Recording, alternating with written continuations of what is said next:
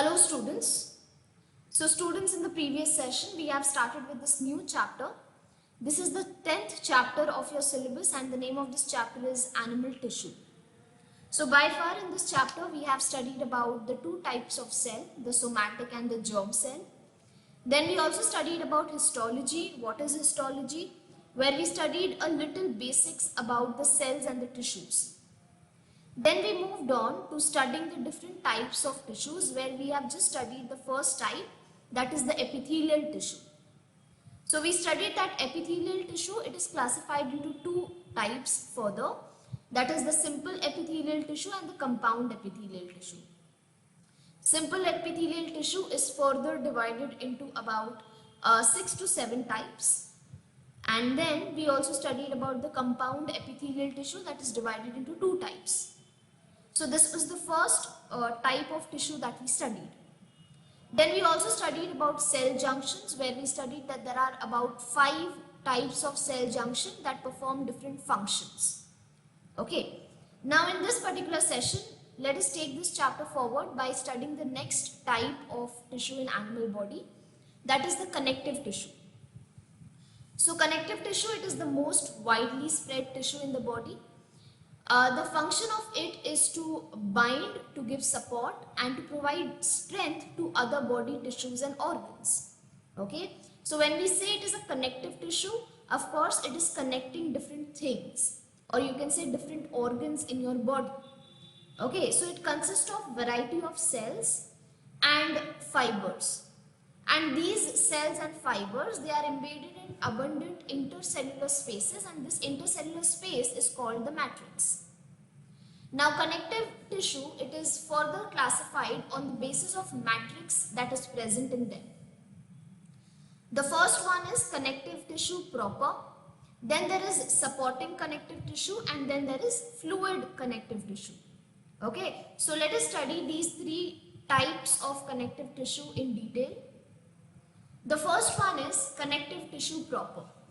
Now connective tissue proper is also further divided into a loose connective tissue and dense connective tissue. So first we will take up the loose connective tissue and then we will move up to the dense connective tissue. Okay. So loose connective tissue is now again divided into two types, the areolar tissue and the adipose tissue. Areolar, it is derived from the word areola, which means air pocket. Okay. Now, what is loose connective tissue? Here in loose connective tissue, the matrix is very loosely arranged. Okay, the matrix is very loosely arranged, or you can say it is semi-solid, jelly-like, viscous in texture, and it is made up of gelatin. Okay, and the first type of loose connective tissue, that is areolar tissue, where areola means air pockets. Okay, so the matrix of this areolar tissue, it consists of two types of fibers, the white fiber and the yellow fiber. The white fiber is made up of collagen. So the red color thread-like structures that you can see, these are the white fibers which are made up of collagen. And it gives tensile strength to the tissue. Whereas the yellow fiber, it is made up of elastin. So the thin purple color, or you can say blackish to purple color fibers that you can see, these are the yellow fibers, and it is made up of elastin. Now when we say that it is made up of elastin, of course the function is to give elasticity. Okay, so it is elastic in nature and it gives certain elasticity to the tissue. Now these tissue, the areolar tissues, it also contains 4 different types of cells. The first one is fibroblast. Now fibroblast, they are large flat cells having branching processes. Okay, so fibroblast, as you can see, the purple tissues. This is the fibroblast, and as you can see, it is having these branches. So they produce fibers as well as polysaccharides that form the ground substance of this matrix. Then there is mast cells. Mast cells, they are oval cells and they secrete heparin and histamine. Now what do you mean by heparin and histamine? So students, First, histamine. Let us know what is histamine. Histamine, it actually helps to initiate any kind of inflammation and acute allergic reaction. Okay, so suppose if you get any kind of injury in your body, okay, and after the injury you feel a inflamed sensation, or you can say there is an acute allergic reaction that takes place on the injury. This is because the histamine is released. Okay, and this histamine is being produced, or it is being secreted by the mast cells. Okay, now what is heparin? Heparin, it acts as a localized anticoagulant to keep the blood flowing to an injured and damaged area. So both these compounds, it is being secreted by the mast cells. The next type of cell that is present in areolar tissue is the macrophages. So as you can see, these are the macrophages, the large ones, and they are amoeboid phagocytic cells. When we say phagocytic cells, what do you mean by phagocytic cells?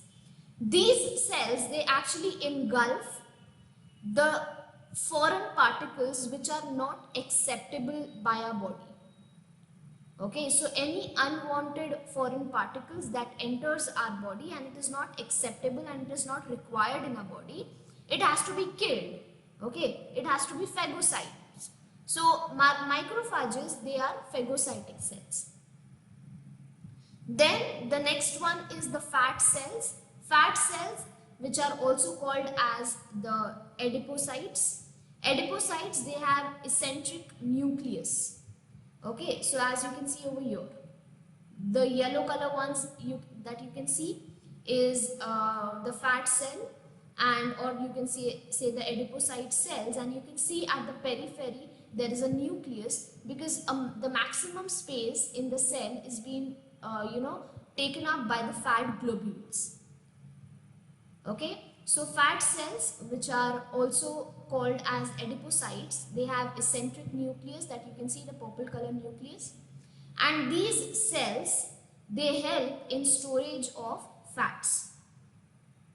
Now as a whole, if we speak about the function of areolar tissue, this tissue acts as a packaging material. It helps in healing process because it secretes heparin and histamine, and then it connects different organs or layers of the tissues.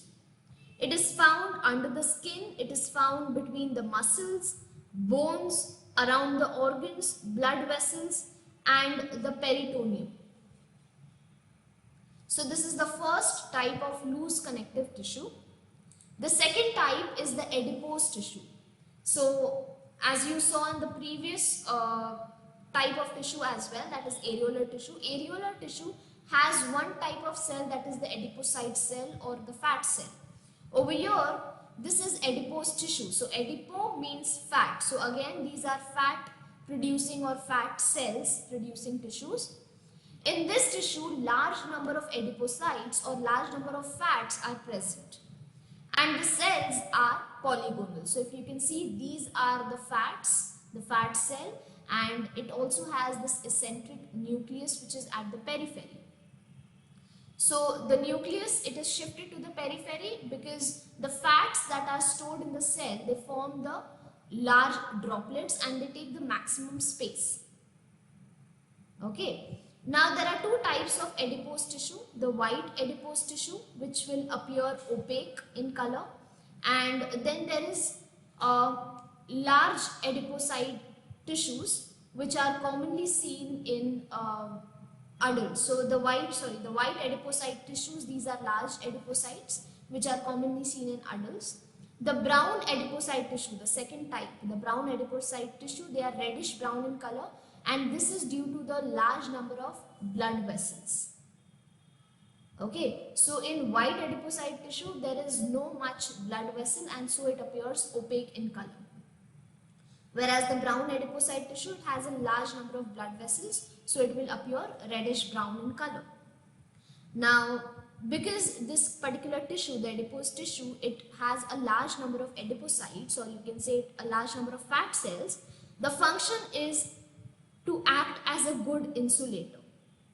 Also, it acts as a shock absorber, and it also acts as a good source of energy because of course it stores fats. So this tissue, it is found in sole and it is found in your palm region as well as around the organs, like you can say around the kidney. Okay, so around important organs of your body, the heart, the kidney, the liver or any other organ, this particular adipocyte tissue or the adipose tissue is present because as I said that it acts as a shock absorber. Okay, so any external injury will not damage the organs directly. The second type of connective tissue proper that we spoke about was dense connective tissue. And in this tissues, the fibers and the fibroblasts, they are compactly arranged. So as the name says, dense connective tissue. So here the fibers and the fibroblasts will be compactly arranged, whereas in loose ones, the fibers, the fibroblasts, they were loosely arranged and it was a semi-solid jelly-like substance that was found in the matrix. Now, there are two types of dense connective tissue, dense regular and dense irregular tissue. So, let us first speak about the dense regular connective tissue. Here, the collagen fibers are arranged in parallel manner. Okay?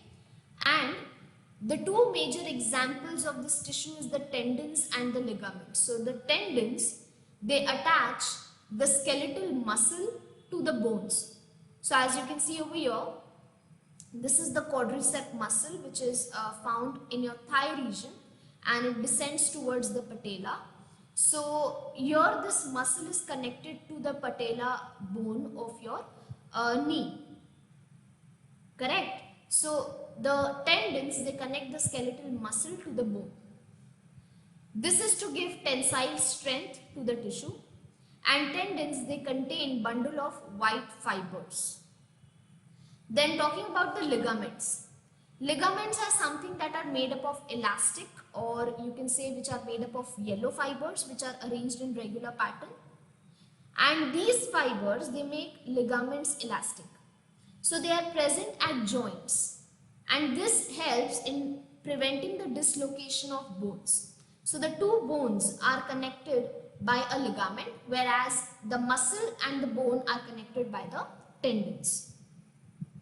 The second type of dense connective tissue is the dense irregular connective tissue, where the fibers and the fibroblasts, they are arranged in orderly manner and not in parallel manner.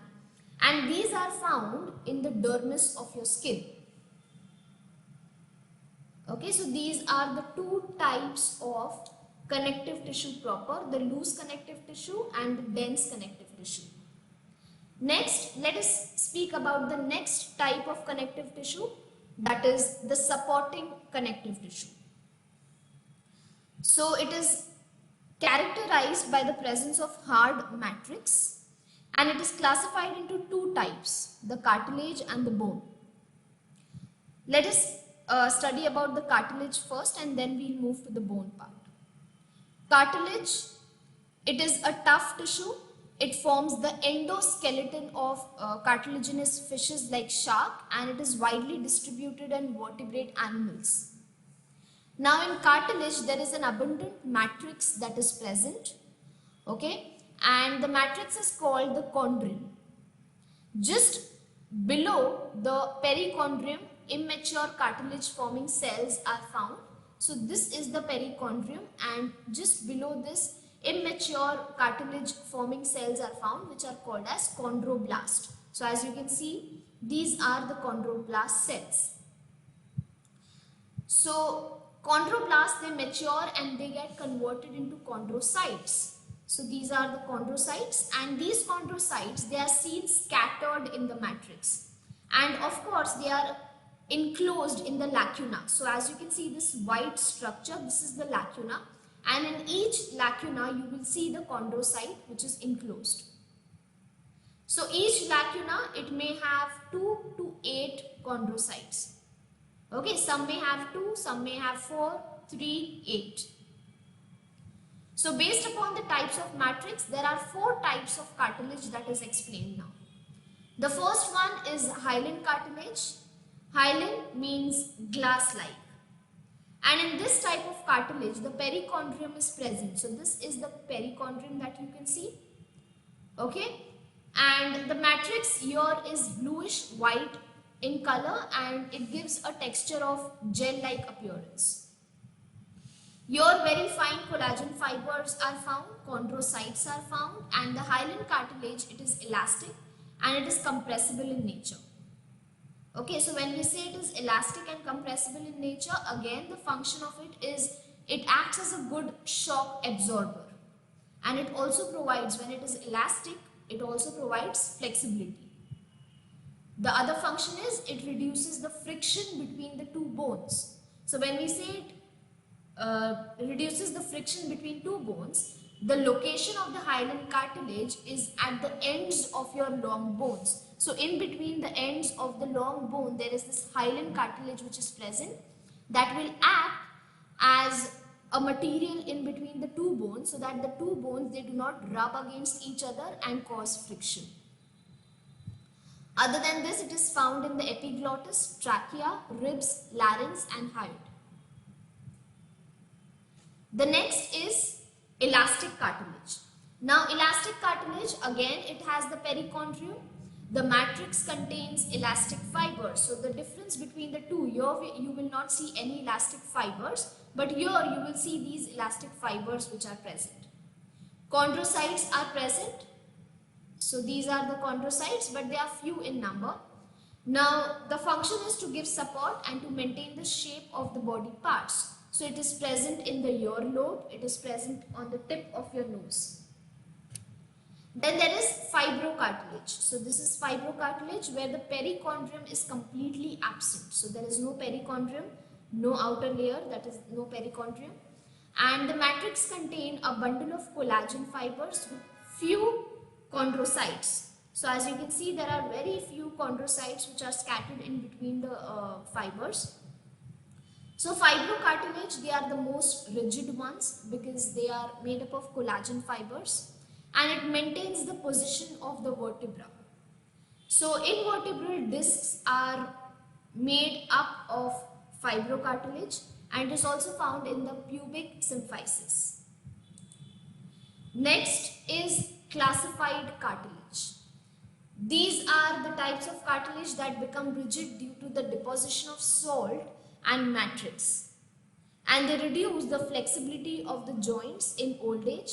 For example, the heads of long bones, there is no flexibility present, or the flexibility is reduced in old age. Then let us now speak about the bones. Bones, they are characterized by a hard matrix, and this hard matrix is called as osine, which is made up of mineral salt hydroxyapatite. In mammalian bones, the outermost covering is called as the peristomium. So if you see, this is the TS of the bone, you will see that this is the peristomium, which is the outermost covering. The ground substance is called the matrix. Now in the bone, there are a number of Haversian systems which are present. So these are the Haversian systems. So 1, 2 and 3 Haversian system that you can see over here. The Haversian system consists of Haversian canal. So in between the black color structure that you can see, this is called the Haversian canal. The Haversian canal, they are surrounded by concentric rings. So these concentric rings are called as the lamella. So there is this one Haversian system which has one Haversian canal which is surrounded by these concentric rings called the lamella. In between the lamella, the spaces are present, and these spaces are called the lacuna. So here if you can see the magnified image of one lamella, there is this space present, and the space is called as the lacuna. So the osteocytes, they are connected to each other by canaliculi. So this is the canaliculi which will attach to the other canaliculi of the next osteocyte. Okay, so the processes given out by the osteocyte, they pass through these canals. Okay, so with this we finish about the Supportive connective tissue, which I said is divided into two types, the cartilage, where we studied hyaline cartilage, elastic cartilage, fibrocartilage, and the calcified cartilage. And the other type of supportive connective tissue is the bone. Okay? And the last type of connective tissue is the fluid connective tissue, which is vascular, which is also called as the vascular connective tissue. Here it consists of the blood and the lymph fluid. Okay, it is present in the body of an animal, any animal. Now about blood and lymph, or you can say the fluid connective tissue, this you will be studying in your 12th standard, where you have a complete chapter regarding this. Okay, so for now there is no much detail to be studied about the fluid connective tissue. So students, with this we finish all the types of connective tissue, and we end this session over here. In the next session, I'll be taking up another type of tissue, an animal body.